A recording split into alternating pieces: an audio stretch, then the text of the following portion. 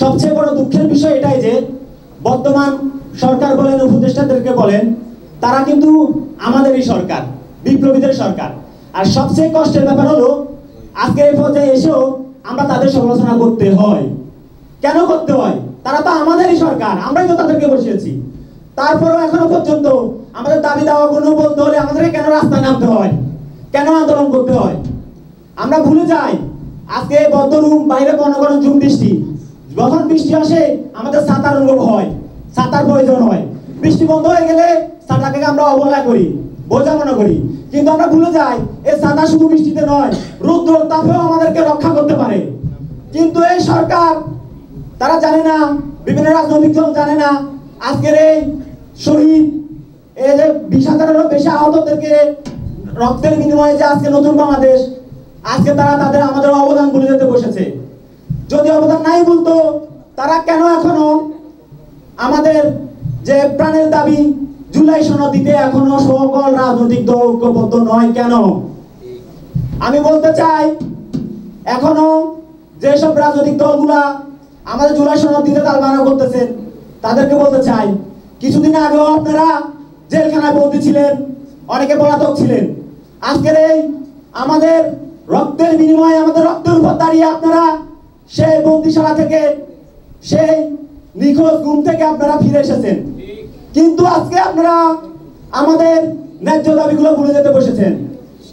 মনে রাখবেন, জুলাই যোদ্ধারা যতদিন আছে ততদিন আমরা আমাদের দাবি মেনে নেওয়া পর্যন্ত আমরা আমাদের দাবি বলে যাব ইনশাল্লাহ।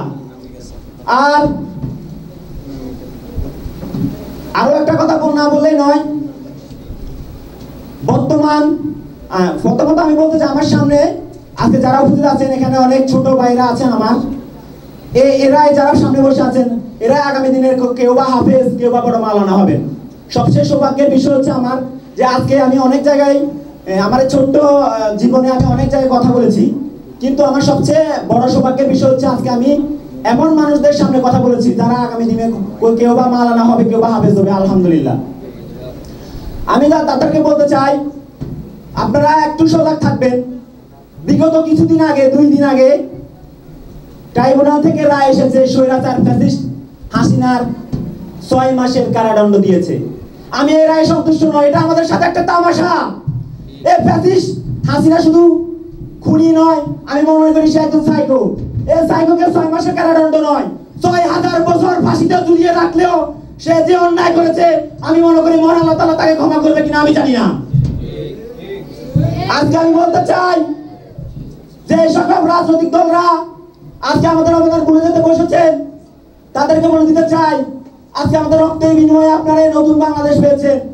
এখনো পর্যন্ত যারা জুলাই সনদ, জুলাই ঘোষণাপত্র দিতে অস্বীকৃতি জানাচ্ছেন, আপনারা ভুলে যাবেন না, আমরা 5ই আগস্টের পূর্বে যেমন ঐক্যবদ্ধ ছিলাম, ভবিষ্যতে আমাদের এই জুলাই শহীদদের স্মরণে জুলাই আহতরা এখন ঐক্যবদ্ধ থাকবো। আর এটা মনে করবো, এই আন্দোলন, এই বিপ্লব শুধুমাত্র নির্দিষ্ট কোনো দলের নয়, এখানে বিশেষ করে আলেম সমাজের গুরুত্বপূর্ণ ভূমিকা ছিল। অনেক রাজনৈতিক দলরা সেটা অস্বীকার করতে চায়। এই ফ্যাসিস্টের একটা জিনিস ছিল, এরা দাড়ি, টুপি, পাঞ্জাবি দেখলে ওনাদের চুল কাটতো।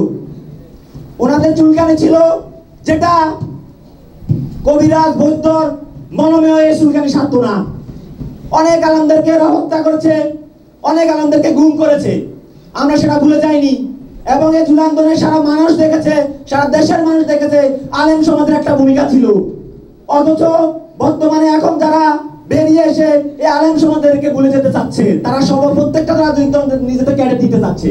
অথচ এই আন্দোলনে প্রত্যেকটা আলেম সমাজ, কৃষক, শ্রমিক, সাধারণ মানুষ পর্যন্ত এখানে সম্পৃক্ত ছিল। এটা এই আন্দোলন কোন রাজনৈতিক দলের একা নয়। আর আমি বলে দিতে চাই, এখনো পর্যন্ত প্রথমত আমরা যদি বলি, আজকে আমার ঘরে খাওয়ার চাল নাই, আমি কি চাউল কিনবো নাকি রঙিন টেলিভিশন কিনবো? অবশ্যই আমি চাউল কিনবো। তাহলে এখন যে রাজনৈতিক দল, আমরা অবশ্যই নির্বাচন চাই, একটা দেশের শান্তিপূর্ণ নির্বাচন, কারণ আমাদের দেশের মানুষ বিগত 15 থেকে 16 বছর পর্যন্ত নির্বাচন অবৈধ নির্বাচনের মাধ্যমে দেখে এসেছে নির্বাচন প্রয়োজন। তবে আমার প্রয়োজন, আমাদের বুঝতে হবে কোন প্রয়োজনটা না আমাদের আগে। আমরা চাউল কিনবো না রঙিন টেলিভিশন কিনবো, যখন আমাদের শিক্ষা, বাসস্থান, খাদ্যর চাহিদা পূরণ হবে তখন আমরা আরামাইশ দলিত দ্রব্যের অভাব অনুভব করবো, এটাই তো। তাহলে আমাদের আগে প্রয়োজন জুলাই সনদ নাকি নির্বাচন? নির্বাচনের প্রয়োজন, তবে তার আগে প্রয়োজন জুলাই সনদ। আজকে যদি জুলাই সনদ না হয় আমাদের বিপ্লব পুরোটাই বৃথা। কারণ বিগত এরপরও যে কোনো সরকার আসলে আমাদেরকে সন্ত্রাসী ট্যাগ দিতে তারা পিছু হবে না। সন্ত্রাসী ট্যাগ দিতেই পারে, বলবে যে আমরা পুলিশ হত্যা করেছি।